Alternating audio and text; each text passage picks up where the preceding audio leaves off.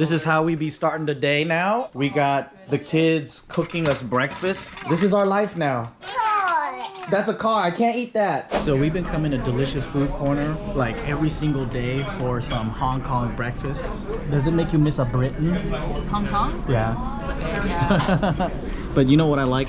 So this is called Hong Kong coffee, and I had no idea like they use milk tea and milk. I didn't know that they did that, and that's what's called a Hong Kong coffee, because Cafe Sedap Vietnamese coffee also uses condensed milk. Try it. I put both, and I already got condensed milk in there. Yeah, but I actually like it without milk. It's good, it's creamier. If you don't have a James Wayne placemat, you are not in the SGV. What a way to start the day. So I've been wanting to try this for quite some time now, but we never got this. But it's a fried French toast, Hong Kong style. Oh my God, it looks like fried tofu. And look at this big old brick. I got my very own French toast model right here. Okay, I'm gonna hook you up right here. Oh, okay. How is it? It tastes like a fairground donut, fatter. Big bit of butter on yours. Let's see what it looks like inside. It's just a big piece of toast. Wow. Now, I don't know if you guys saw the video of me eating Cambodian food, but ever since I got butter, condensed milk on French bread, I've been definitely addicted to all of that. And luckily, right here at Delicious Food Corner, oh my goodness, they got one of these. Cheers. Woo.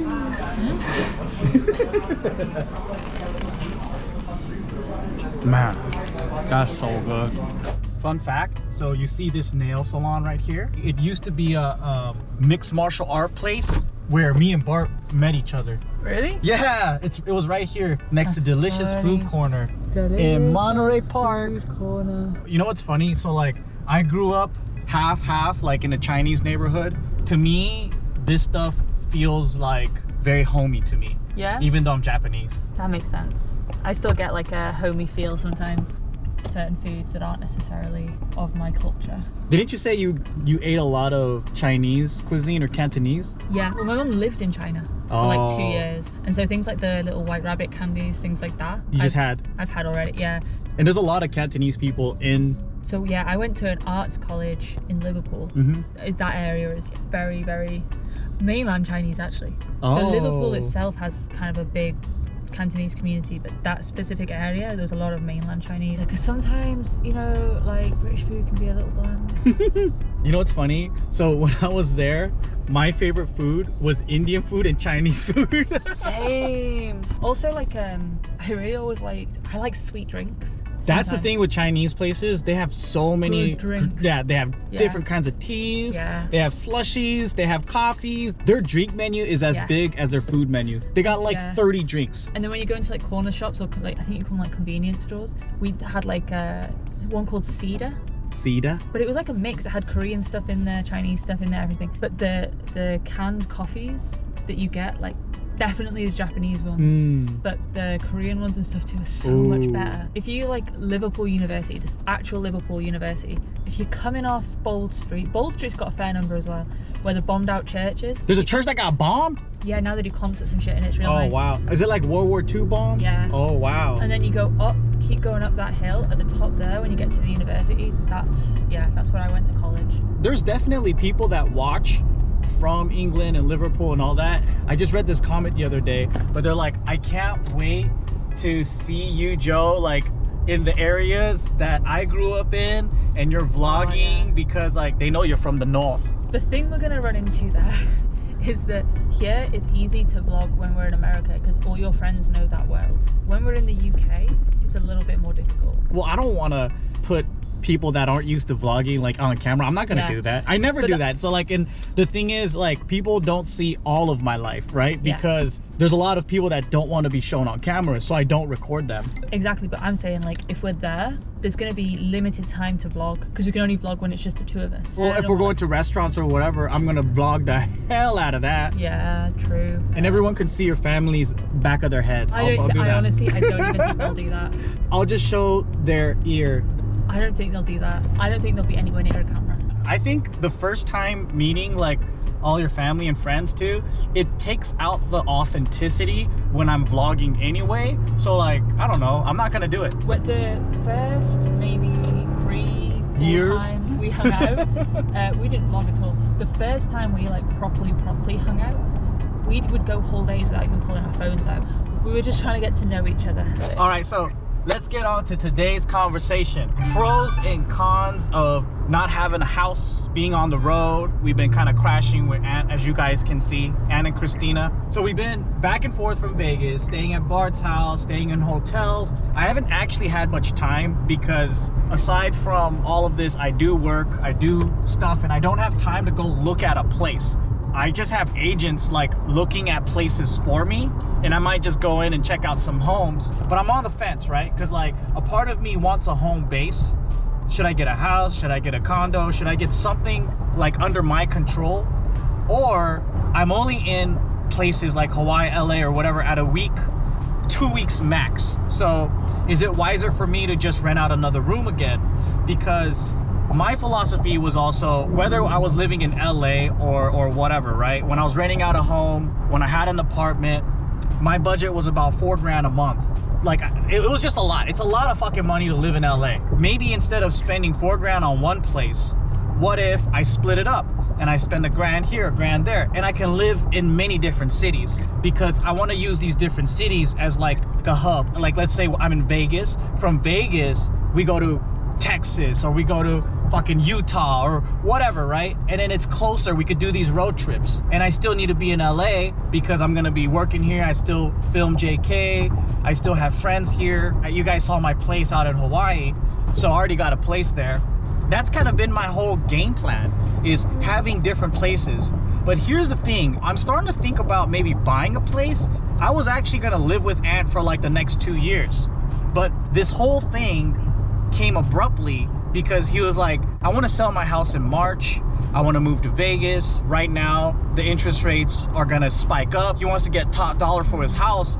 So I was like, all right, dude, let's assemble as friends, work together, and I'll just get the hell out of here so you could sell your house. At the end of the day, what I'm realizing is that even if you think you're in a stable situation, you're not in a stable situation unless you own something. I also think with the whole moving out thing, it was you had an idea about learning more about property, and it seemed like the perfect lowest risk point to learn and to get a foot in that door when you've not got like a family or people that you're like responsible for right 100%. now. So the game plan was have extremely cheap rent and then use all that money to down pay homes as I go along and then rent those out.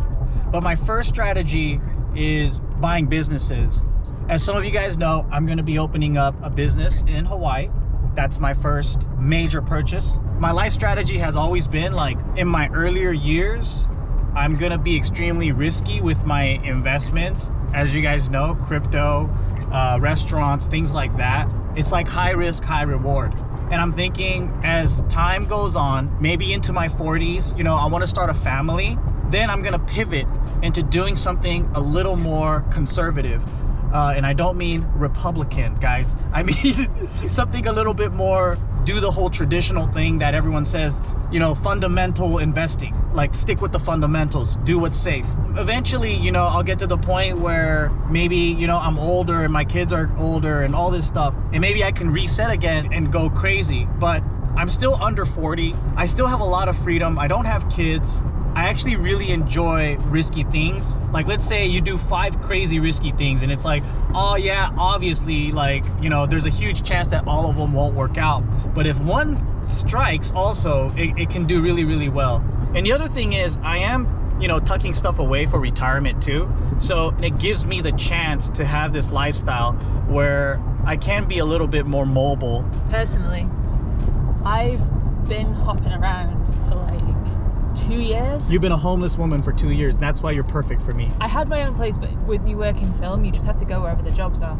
So when Corona happened, I had to pivot into just doing film work because a lot of other stuff that I was doing shut up, basically. So I was like dotting around all over the place. So currently I have my stuff basically spread all out all over the UK, which is fine in one sense. I think it would stress some people out more than it does me. Well, the nature of your work is different. Yeah. Because then when you're working on production, you don't know where they're going to film. Yeah. They could be filming in Liverpool. Yeah. They could be filming in London, right? So then for you, it made sense because they pay for where you stay. Yeah, but then sometimes I also like to stay somewhere familiar. So my mate Jojo, I basically crashed with her for like a month, and I did different projects around that area. That makes sense, but I can also see the benefit in having a place that's home. What can end up happening is that it's just like another thing you have to organize. So like every time I'm doing a new project, it's obviously doing my actual job. Yeah. But then there's also organizing where different things are, how to get the things I need from different places. I get what you mean, because it's like we've been moving probably 4 damn times within the last 6 months. That takes up a lot of freaking time to just move things everywhere, and we're constantly resetting. Yeah. And it's easier to have a routine where you have access, right? So it's like you could cook stuff, you could like shower, these are all your belongings. Everything is like set up for you. That's one thing. Another thing is like you can actually control your time and space. You don't have to like share. Yeah, I don't know. I think the cons here are you're constantly interrupted because you have to reset, right? I wish I could just live in a suitcase and just be on the road. I think that might be cool, but my truck isn't set up for that yet. If I had this truck fully decked out, where it's like we had the camper, we can sleep in here, or we could just like park up at different hotels, fine. Right now, I kind of like hopping from friends to friends' house because it's like we're having this cool little slumber party. And on top of that, I ain't spending no money.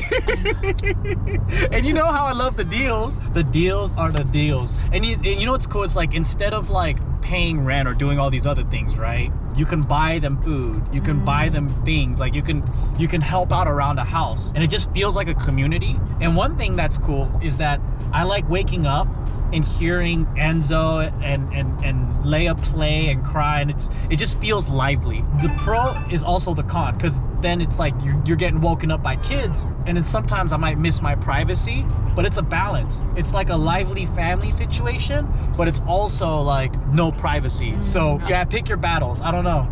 We just got to work out now another month while we look for a living situation in LA, maybe Vegas, and we haven't even checked out all the other dream places we wanted to try, like San Francisco and stuff. So or maybe London. That'll be so cool. Yeah, the moment is here. We've been waiting for this. We got some crawfish. Oh my goodness, it's gonna be Hannah's first time. It's gonna be our millionth time. Now we got 6 people in here and 1 toilet to use after a crawfish. Oh no! You like crawfish? Crawfish. Yeah. So Vietnamese style is you gotta put the lemon inside there. That's Vietnamese style? So if you go to New Orleans, it's not like that? I don't know, because I Louisiana? learned it from Vietnamese friends, so I just think it's Vietnamese style. And also, what's cool is that this meal is brought to you by Aunt Selling My Furniture. Thank you for sponsoring us. Thank you for your furniture. Because I was like, you know what? I have so much junk. I don't know where I'm gonna put this. I don't need it. Might as well just get rid of it. And then I was like, I'll sell it for you. So I was like, all right. And then we're gonna split the profits. But I'm like, why don't we just have a feast and split it that way? And then we're like, all right, let's have a first feast together, a final feast. I don't know. We've been feasting all the time, but this is one of those feasts. We are glad to have you back. Thank you very much. In. I moved out and then I moved in and then I got kicked out of Bart's house and now I'm coming back in. Oh, you went to Bart's house? Yeah, we crashed his car. Oh, he told me. I saw it. Yeah, it's crazy. Yep. And I'm a great driver. I don't ever crash cars, but I was nervous. Did Hannah distract you? Yeah, She wasn't even there. Yeah, but yeah, that's what happened. Figured. Yeah. Here is the American instruction for the British wildling. First, you undo the knot right here, right? Nice. Oh, put it upside down. Shake it, baby, shake it. And then you open it up, tuck it outside like this so it's easy access. Let me teach you how to eat a crawfish. Okay, first, you grab it like this. You tuck your finger underneath like this, right? And then you go like this, and then all of these delicious juices are inside. Oh, baby. You get this piece right here, and then you take it out like that, right? Because it makes it easy for you to stick your finger right here. You pinch the tail right there, and then you pull like that, and you have a beautiful piece like this, and then you dip it in the lemon and the salt and pepper like this, and then you bon appetit. Culinary genius. My fingers are full of the hot sauce like this. You grab the rice. Now the rice has all of it. Someone needs to go in the comments and correct all the information you give me. Like, is this really Vietnamese? Is that really Asian style? It's barbarian style. It's It actually is. Joe Malian style. Joe Marley. See, that I can believe. But I just blindly follow everything he tells me. And you should. And Leia's looking at him like she doesn't believe it. Feast your eyes on Hotel Ma at the Leia and Enzo's bed. Like cozy. I know. We have our bed set up here. And Christina was just telling us too that Enzo and Leia would get up in the middle of the night and then run into their room. So they're just like, it actually is better because they sleep on their bed because they wake up in the middle and they want to cuddle. So they're like, if we were to, originally we were going to sleep in a living room, but they just said take over their bedroom because in the middle of the night, the kids, they wake up and they run into mommy and daddy's room anyway. But do you remember a time like that when you just woke up in the middle of the night and you're like, I need my mom, and you want to run in and sleep? Yeah, every couple of days. Even now? This is your underwear unfolding while you're filming. I think sometimes. It's like a natural instinct, right? Yeah. But I mean, a couple of days even now? Now and again, still. Now, right? You're like, I need to sleep in my mama's room now? Sometimes. you wake At this up- age? Sometimes you wake up with that thing and you're like, you just want your mum. No? No, I haven't had that in a long time. No. You think sometimes you don't wake up and just think, oh, I really just need my mum right now. No. Really? No. Oh, I still get that sometimes. I wake up and then I don't know, it's weird. It's like, I like being alone sometimes too. Even though I'm not this introvert, but then sometimes I'll wake up in the middle of the night, sometimes in the forest, sometimes outside, because I like to sleep outside now. And then you know who I'm with? I am with my mom, and her name is Mother Nature. Anyways, guys, thanks for joining me. That was a pretty fun day. We're gonna crash here, and it's gonna be a pretty fun slumber party. I can't wait to take you guys on the next round of people I'm gonna be living with. Guess who it is? Stay tuned for that. Good night. Chuck E. Cheese for my birthday. Chuck E. Cheese for my birthday. Chuck E. Cheese for my birthday. Chuck E. Cheese for my birthday. Birthday. Chuck E. Cheese birthday. Chuck E. Cheese for my birthday. Chuck E. Cheese for my birthday. Chuck E. Cheese for my birthday. Birthday. Chuck E. Cheese.